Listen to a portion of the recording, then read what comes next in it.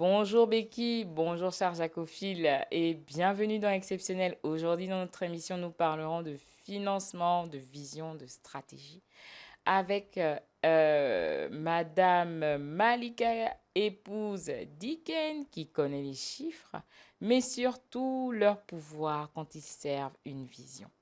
De Deloitte à Bet 241, de Lead Impact Capital à Gogo Africa, elle trace une trajectoire où la finance devient un levier d'impact. Madame Malika Gallo, épouse d'Iken, bonjour. Bonjour Bati. Très bien. Alors, tu permets que je t'appelle Malika hein, pour Bien sûr, l'émission. Bah, bien c'est sûr. super. Alors, en quelques mots, comment tu te définis aujourd'hui en quelques mots? Alors, je me définis comme une femme, euh, une épouse, une mère déjà, Ouais, qui évolue dans un environnement professionnel que je veux être stimulant. d'accord. Et donc, je crée les conditions pour que ça le soit.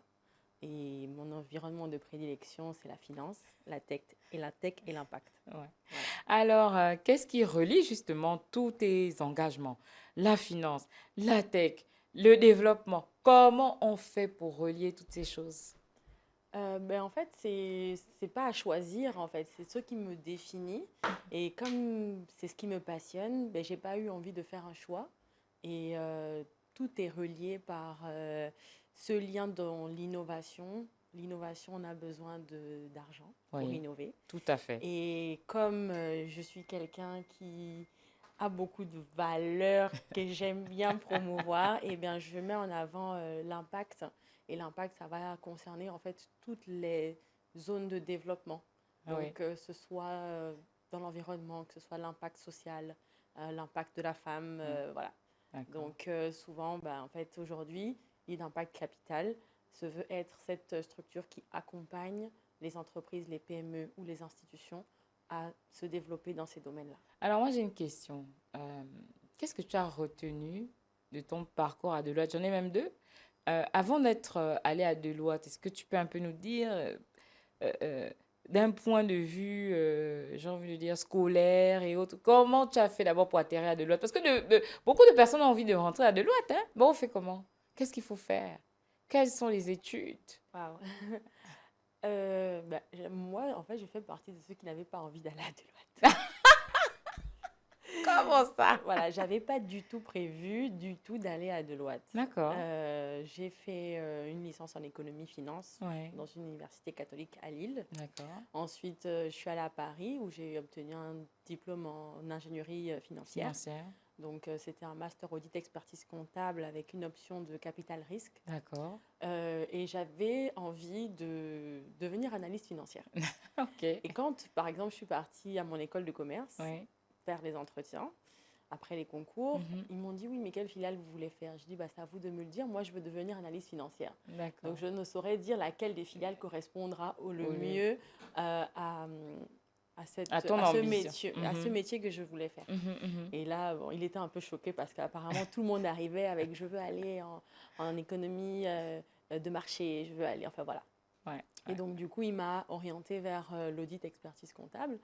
Et en fait, je lui dis, mais moi, je n'ai pas fait de comptabilité. Parce que Mhm. moi, je faisais des études de marché. Oui. Donc, tout ce qui est taux d'investissement, croissance, macroéconomie, microéconomie. Oui. Et il m'a basculé dans, en fait, la finance d'entreprise qui, Rien à qui voir. n'avait absolument rien à voir. Tout Et il à m'a fait. rassuré en disant qu'il y avait une remise à niveau, un Mhm, master mhm. 1 et tout. Donc, voilà. Et j'ai basculé en capital risque. D'accord.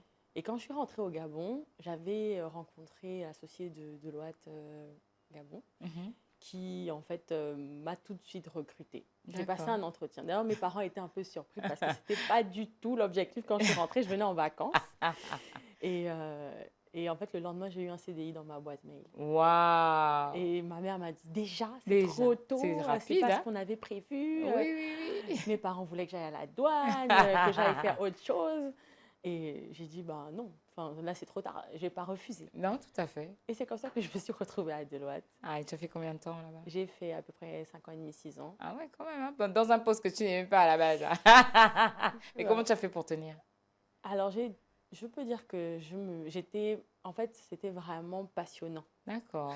Finalement. C'était passionnant parce que je me retrouvais vraiment à mettre en pratique tout ce que j'avais appris à l'école. Ah, ça, Et c'est je bien. trouvais ça incroyable. Et je D'accord. m'étais dit, mais waouh, j'ai reçu une formation incroyable parce que Ouais, tout ce que j'ai appris à l'école, en fait, je le vis au quotidien. ça, c'est bien. Et, euh, et j'étais bluffée de ça. Donc, je m'émerveillais un peu tous les jours jusqu'à ce que j'en ai eu un peu marre, on va dire. Et que j'avais l'envie de faire ce que j'avais voulu faire, c'est-à-dire de l'investissement, de l'analyse financière. Ça marche. Alors, Bête 241, quel défi et quelle réussite Waouh, dans ce waouh. rôle de direction?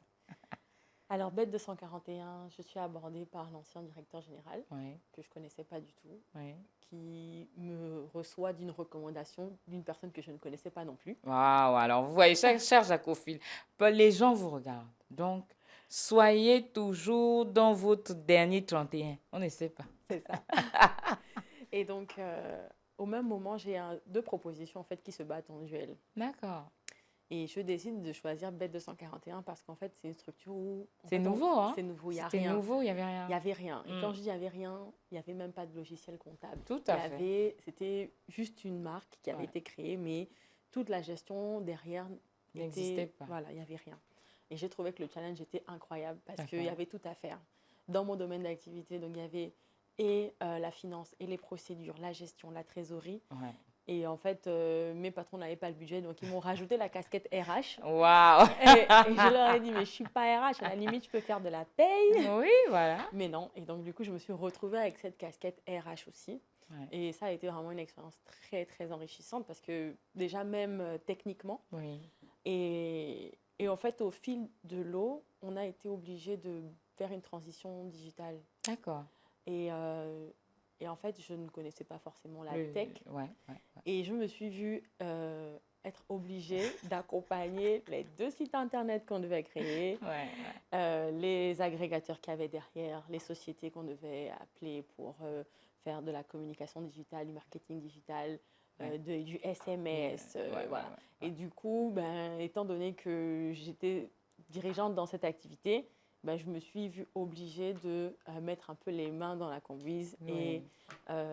et maîtriser ce domaine-là que j'ai Mhm. trouvé tout de suite passionnant. D'accord. Voilà. Et donc, c'est un peu par mon parcours que j'ai été obligée d'être un peu dans la Dans la tech. tech. Exactement. Et voilà. Et comment cette expérience a affiné, j'ai envie de dire, ta vision stratégique? Alors, 2022, je crois. Mhm. Alors, j'ai l'impression, c'est peut-être une impression, mais forte impression d'avoir vraiment fait le tour. D'accord. Je me dis, j'ai fait tout. Là, mon objectif quand je suis arrivée, c'était de faire en sorte qu'on n'ait plus besoin de moi. Voilà. En fait, Ouais, c'était ça. ouais, Donc, ouais. j'ai mis en place Toutes les toutes les procédures. procédures pour que je puisse être tranquille. D'accord. Et ça me fait souvent rire quand les gens me disent ah, Malika, elle est ambitieuse. Alors, pas du tout, les amis. Je suis la plus grande paresseuse du monde et je fais tout pour avoir la paix. Ouais, ouais, Mais sauf que je me donne les moyens de cette paix-là. Et en fait, ce ouais, que je fais, c'est que ben, s'il faut travailler jusqu'à 22 heures pendant 2-3 ans, je le fais. ouais. Si ça m'assure que les 5 années qui vont suivre, Tu as la paix. eh ben, je fais la paix. Voilà. Voilà. Donc, en fait, c'est ce que j'ai fait. J'ai travaillé, on a passé 2 ans, on partait à 19h, 20h. Mais je disais à mes équipes, travaillez parce que je vous promets qu'un jour, on partira à 15h. Et ils sont partis à 15 heures finalement Ah ou bah, pas? après, on partait à 15h. C'était bon, on n'avait plus besoin. Tout était déjà en place, tout Ouais, était huilé. Je ouais, pouvais partir en congé sans qu'il y ait un scandale. effectivement. Voilà. Ouais, ouais, ouais. Et donc, de là, j'ai eu comme une sensation d'avoir fait le tour. Le tour. Et j'ai eu envie de me remettre un peu sur, on va dire quoi, pas le marché du travail, mais dans un environnement stimulant. Mhm, Parce que j'avais l'impression d'avoir donné, mhm. et que ben, j'avais pas forcément Ce reçu. que tu attendais, j'ai envie de dire, ou En fait, pas. non, pas ce que j'attendais, plutôt en termes de matière, en termes de Ouais, formation. je comprends. J'avais beaucoup donné, j'avais formé énormément. Et en fait, Toi, tu n'as pas eu de matière pour toi te former, toi. Exactement, voilà, Ouais, ouais, exactement. Moi, ouais, ouais. j'avais pris ce que j'avais déjà comme Ouais. expérience et je suis Et on venue t'a la pas donné. donner. Voilà. Et je me dis, je veux faire quelque chose, je m'ennuie un peu. Ouais. Et là, je me renseigne et je m'inscris en fait à HEC. D'accord. Et quand je m'inscris à HEC, je m'inscris pour faire une certification ICCF, donc une D'accord. certification en instruments financiers et comptables. Mhm. Et la dame de HEC m'appelle, elle me dit, ah bon, on a bien reçu votre inscription. Euh, donc, je vous envoie la plaquette pour la formation en stratégie. Et là, je dis, ah non, non, non, non. Je ne me suis pas inscrite en stratégie. Je ne sais pas de quoi vous me parlez. Je suis inscrite en On essaie ICCF. En ICCF. Et là, je dis, mais en fait, c'est quoi stratégie? d'abord. Et là, elle me dit, bah écoutez, je viens de vous envoyer la plaquette. Au moins, c'est qu'ils ont vu ton profil. C'est ça. Ouais. Mais je ne sais pas. En tout cas, c'est Dieu qui a permis. Oui. Et quand je prends la plaquette d'ICCF, j'ai un peu mon sentiment de déjà vu parce qu'en fait, je revois exactement toutes les matières que Que tu j'ai eu avais à déjà faire en eu. master Oui. et j'ai très bonne mémoire, donc je me Oui. suis dit, mais j'ai même pas encore oublié tout ça. Et quand je reçois la plaquette de stratégie, à part un ou deux modules, à vrai dire, je ne connaissais rien. Ah, ah, Et je ah. me suis dit, ah non, je Ah, préfère c'est un nouveau. apprendre Tout à fait. plutôt que bon, de renforcer des compétences que Que tu as déjà. j'estime avoir déjà Mm. suffisamment. Et c'est comme ça que je bascule dans cette voie stratégie-là. Mhm. Et donc, on fait 9 mois de formation, donc avec tout un process. C'était en partenariat avec une autre entreprise qui mettait à disposition des outils en ligne et tout. Et donc, c'était passionnant. Non, oui, j'imagine. Ah non, mais on a étudié des cas incroyables, on a eu accès à des informations et vraiment, j'ai eu la sensation d'avoir grandi à ce moment-là. D'accord. Et, euh, et donc, je fais la formation stratégie et à mon retour, mon PDG m'annonce qu'il me nomme DG Waouh. alors que j'étais directrice financière. Voilà, C'est comme ça. c'est ça. L'aventure de la tech C'est commence. ça, c'est ça. Mais au-delà même d'être l'aventure de la tech, parce que je pense que ça a développé chez toi l'envie d'accompagner les startups et les PME. Et Exactement. j'ai envie de te demander pourquoi et comment. Bon, en fait, j'estime qu'on est dans un environnement pas assez stimulant. D'accord. Voilà pourquoi je vais très souvent ailleurs. Je vais en Oui. Côte d'Ivoire, je vais au Sénégal, je vais dans d'autres pays parce que ils sont dans des écosystèmes déjà bien forgés, où les femmes ont des plateformes pour s'exprimer, Mhm. où on est vraiment valorisé, où il y a un process de... Bien sûr, il y a toujours des petites guéguerres, mais il y a quand même un système de bienveillance qui est mis en place. Tout à Et fait. on a déjà dépassé ce cap de petites jalousies, de Mhm, petits mhm, trucs, des petits pics à gauche et à droite que je trouve qu'on a encore beaucoup trop au Gabon, mhm. clairement. Et les femmes n'ont pas encore atteint ce stade où elles se sentent suffisamment à l'aise pour s'exprimer Oui, et c'est dommage. oui. Donc j'ai commencé avec Women in Africa. Women in D'accord. Africa, c'est une plateforme d'accompagnement et là-bas j'ai fait du mentorat. D'accord. Donc on se met en connexion avec d'autres femmes entrepreneurs D'accord. et j'ai accompagné ces femmes-là dans leur business et dans leur évolution. D'accord. Et donc, c'est de là que m'est vraiment venu le goût de l'accompagnement. D'accord. C'est D'accord. ça. Mais j'ai envie de dire, Women in Africa, est-ce qu'on peut intégrer cette association ou cette plateforme si on est un individu lambda ou il faut avoir un parcours en tant qu'entrepreneur, DG et autres? Parce que les jacophiles nous écoutent, peut-être que certaines jacophiles aimeraient bien aller à Women in Africa. Alors, Women in Africa, j'avais vu on va dire quoi, une annonce où il fallait D'accord, postuler pour devenir mentor. d'accord, Et je me suis dit, ah, pourquoi pas? Et en fait, j'ai postulé en ligne, oui, oui, dans une annonce en ligne, en fait. d'accord. Et quelles sont, selon toi, hein, les erreurs fréquentes que tu observes chez les porteurs de projets? Ils sont trop pressés Ouais. et c'est difficile. Donc, en fait, on va retrouver des profils assez similaires dans les porteurs de projets. C'est la précipitation. Mhm, Or, la structuration, moi notamment quand je fais de l'accompagnement, c'est pour obtenir des financements. C'est des mhm. choses qui demandent beaucoup de temps, qui demandent vraiment de poser les choses. Ouais. Et les entrepreneurs, de manière générale, n'aiment pas se poser. C'est pas leur ADN, ils doivent Ils sont foncer, pressés, ils ils sont veulent. pressés. Donc, quand moi j'arrive avec des procédures qui sont importantes parce qu'il faut encadrer les choses, ça plaît pas toujours. Ouais, ouais. Oui, on ralentit, c'est long, c'est pas le timing qu'on avait dit. Oui, mais en Mm, fait, il faut mettre des procédures, il faut éprouver les procédures, il ouais, faut cadrer l'activité, oui. il faut que derrière, il y a de la documentation, qu'on puisse Mm, fournir aux investisseurs ou aux partenaires de la documentation qui va prouver que l'activité suit son Suis son cours. cours, Voilà. oui. En plus, maintenant, de tout ce qu'on met en avant ces derniers temps, c'est-à-dire tout ce qui est business plan, business Mhm, mhm, model, mhm, mhm, mhm, voilà. mhm. Ouais. Donc, ça, c'est le premier critère que je dirais que les entrepreneurs ont. Ils sont tous pressés. Précis. Voilà. Ensuite, il y a un mauvais calibrage de leur vision, D'accord. surtout quand ils ont des besoins. Oui. Surtout quand ils ont des besoins et encore plus au Gabon. Oui. On a au Gabon l'impression qu'il n'y a que la banque qui donne de l'argent. Tout à fait. Sauf que la banque, les entrepreneurs, ça ne les intéresse pas. Bien sûr. Pourquoi? Parce que ce sont des entreprises à haut risque. Oui. Et la banque, son travail, son métier et son ADN, c'est de ne pas prendre de risque Tout à fait. ou de couvrir un risque. Donc, D'où l'expression la banque ne prête qu'aux riches. exactement. Parce que eux, leur activité et leur objectif, c'est de récupérer l'argent prêté avec la rémunération et les intérêts qui vont avec. D'accord. Et ils ne veulent pas prêter à quelqu'un qui présente le risque de non-remboursement. D'accord. Et aujourd'hui, c'est pour ça que je mets beaucoup plus en avant le côté du capital risque. Mhm. Parce que le capital risque, c'est l'activité qui est prévue pour accompagner les entrepreneurs Ah, d'accord. voilà, les entrepreneurs. dans leur activité financière, dans leur levée de fonds. Notamment. D'accord. D'accord. Parce qu'il y a tout un process qui est mis en place pour identifier le risque et le maîtriser d'une autre manière que fait la banque. D'accord. Et malheureusement, c'est assez méconnu. Oui, mais tout à fait. J'allais même rebondir en te demandant, mais qu'est-ce que c'est cette affaire de capital risque? Et on trouve ça où? Ben, bien sûr. Mais il faut dire, cher Jacophile, écoutez bien, on vous donne les docs aujourd'hui hein, pour les entrepreneurs. Alors, le capital risque, comme j'ai dit, moi, j'ai été diplômée en capital risque de base. D'accord.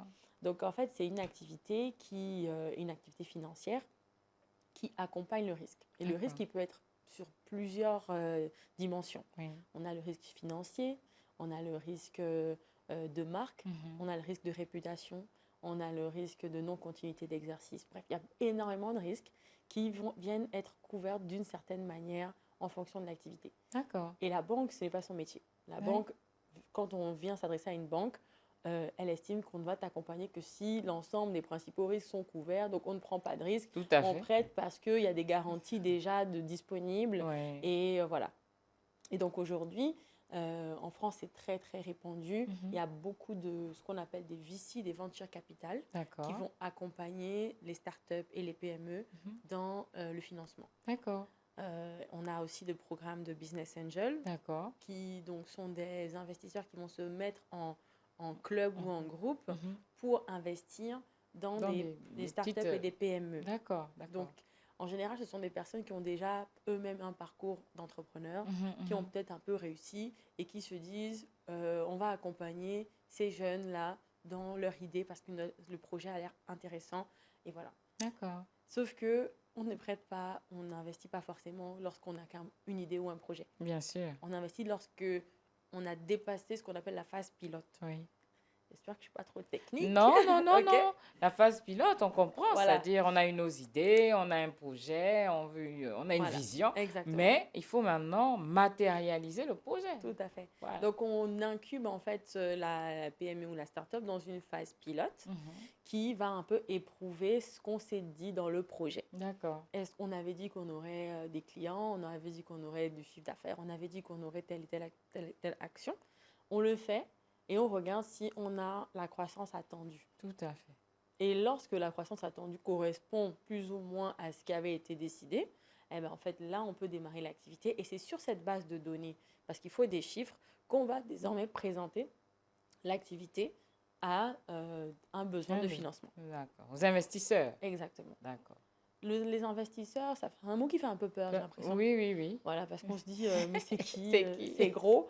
En fait, l'investissement, il se fait de plusieurs manières. D'accord. Il peut se faire, comme on dit, en dette ou en equity. En equity, ça veut dire en capital. D'accord. Voilà. Maintenant, en dette. En dette, ça veut dire qu'en fait, on va prêter de l'argent, un peu comme un emprunt bancaire. D'accord. Voilà. Souvent, c'est relié à l'emplacement de la dette dans les états financiers. Oh non, là, cher Jacophile, vraiment, je vais vous inviter à aller voir. Il y a une plateforme, Madame Diken, où on peut avoir un peu tous ces cours-là, mais il faut peut-être y penser, hein. Donc, Faut oui, bon, penser après, à former, hein. Oui, voilà. En fait, j'ai que ma structure Lead Impact Capital qui D'accord. accompagne et voilà, on est basé à Battery 4. Ok. Donc, tout porteur de projet peut venir à Lead Impact et puis vous accompagnez ou comment ça se passe? Oui, c'est-à-dire qu'en fait, on accompagne, ça peut être sous différentes formes en fonction du budget aussi. Mhm, Et la personne vient, mhm. on analyse un peu son besoin. Après, bah, on présente le devis et puis elle y va. Mais enfin, excusez-moi, Madame Niken, elle vient pour un besoin parce qu'elle n'a pas, elle cherche l'argent. Mais comment on fait maintenant pour euh, payer le devis? Elle fait comment pour payer le devis? En fait, c'est vrai que c'est On un a peu besoin le de savoir. serpent qui se mord la queue, mais en fait, il y a Tout à des fait. mécanismes d'accompagnement en D'accord. fait où on va récupérer les fonds Ah, à un moment donné en fait. alors, cher Jacofi, n'ayez pas peur. Oui, Allez-y. oui, Hein, les entrepreneurs, vous pouvez aller, mais sachez que après, il y aura un mécanisme pour qu'on puisse rattraper le financement. Bon, c'est super intéressant, mais on va aller un peu sur Gogo Africa, hein, parce que, il faut qu'on sache quelle d'accord. est la mission de Gogo Africa. Qu'est-ce que c'est d'abord? Gogo Africa, c'est Fastbox D'accord. qu'on a fait pivoter sur une dimension panafricaine pour que ce soit un peu plus intuitif. Alors, Fastbox.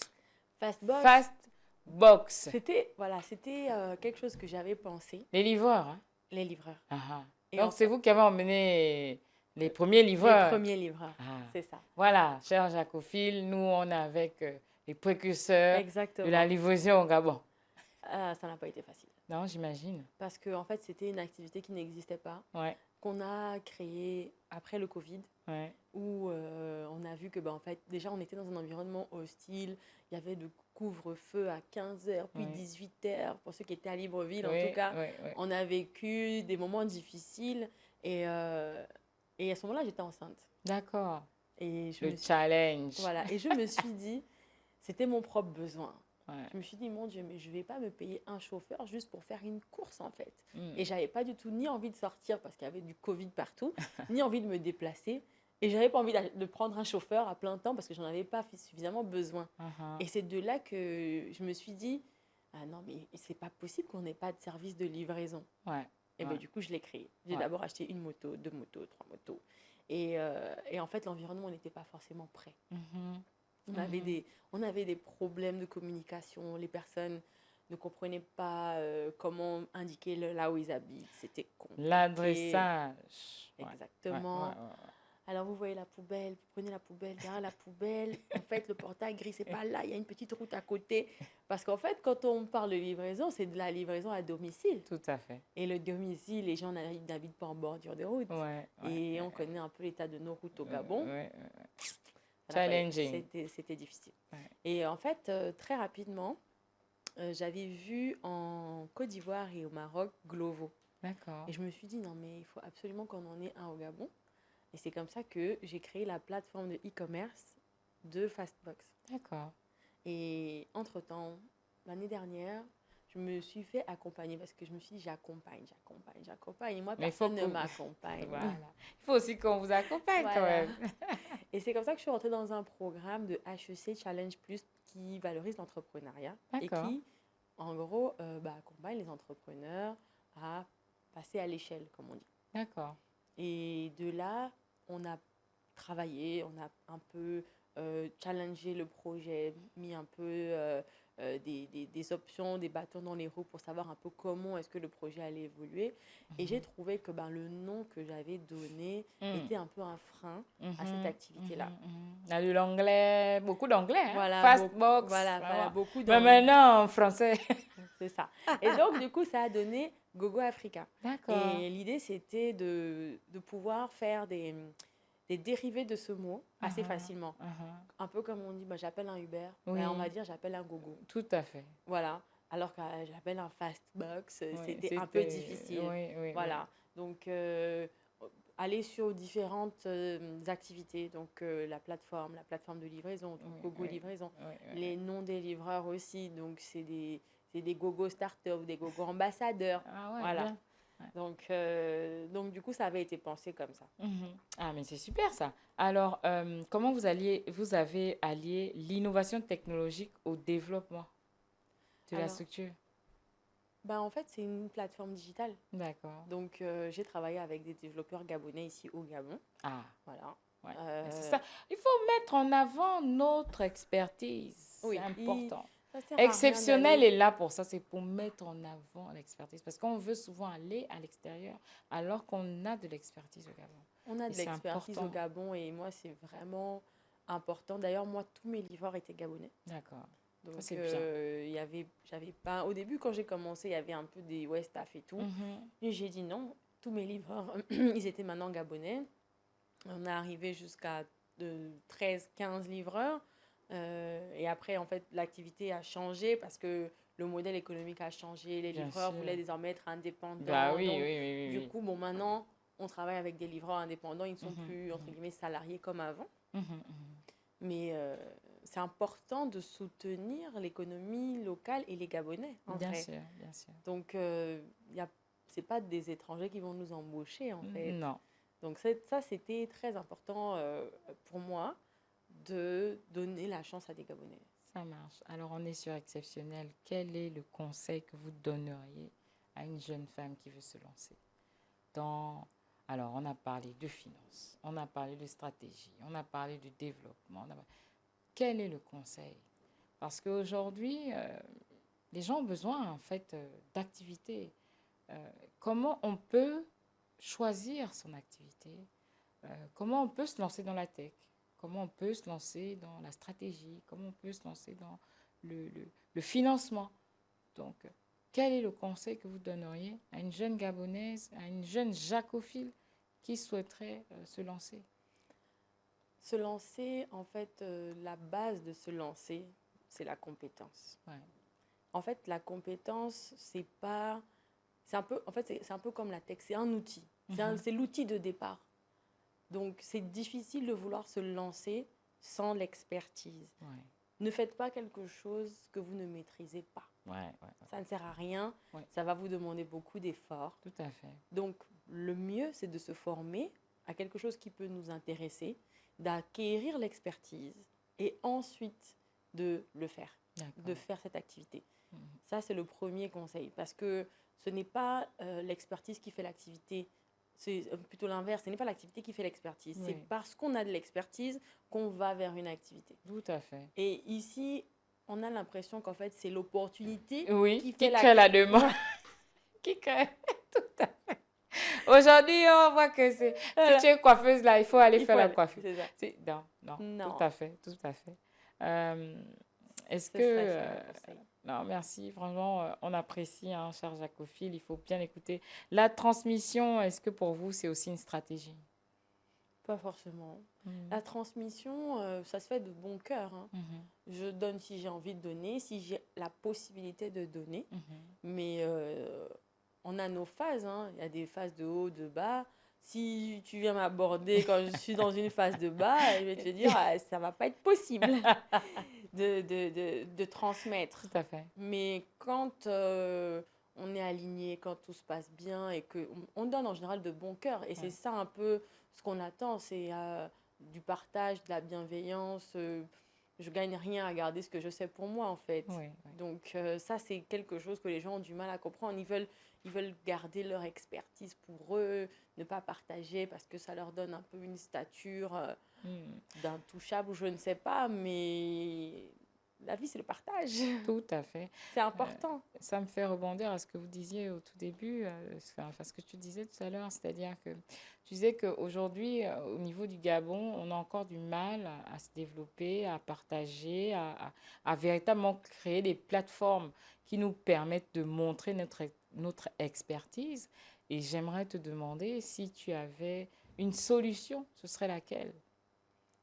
Ben, faites connaître vos compétences, faites Mhm, connaître ce que vous savez faire.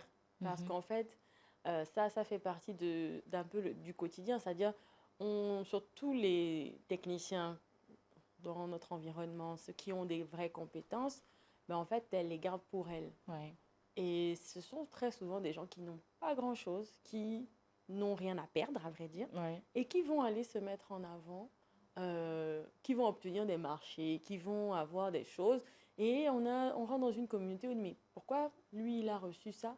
En fait, c'était lui qui s'était présenté, à vrai dire. C'est C'est tout. lui qui a montré que, bon, même s'il savait pas bien le faire, il le faisait. Tout Et ça. voilà. Alors toi, tu es dans ton coin parce que tu as peut-être honte, parce que ça fait pas partie de ton éducation. On nous a tous éduqués à être sage, à être calme, à ne pas dire un mot plus haut que l'autre. Ça, c'est unanime. Mais en vrai, ça nous dessert aujourd'hui. Oui, Donc, c'est pas facile, mais il faut faire l'effort de se montrer dans notre expertise. super, vraiment. Alors, j'ai envie de dire, si vous deviez résumer en une phrase votre vision, la vision hein, globale, je dis vôtre parce qu'il y a plusieurs, je te vois en plusieurs là, donc tes multiples visions euh, en une seule phrase, ce serait laquelle? Accompagner l'Afrique qui ose. Waouh, magnifique. Alors, cher Jacophile, on était avec Madame Malika Gado, épouse d'Iken. Et vraiment, merci beaucoup pour cet enseignement. Merci à vous, Fatih. C'était un très bel enseignement. Et nous vous retrouvons mardi prochain pour une nouvelle une émission encore plus exceptionnelle. Et nous te disons, Becky, à toi l'antenne. Jaco FM 98.3. Jaco FM.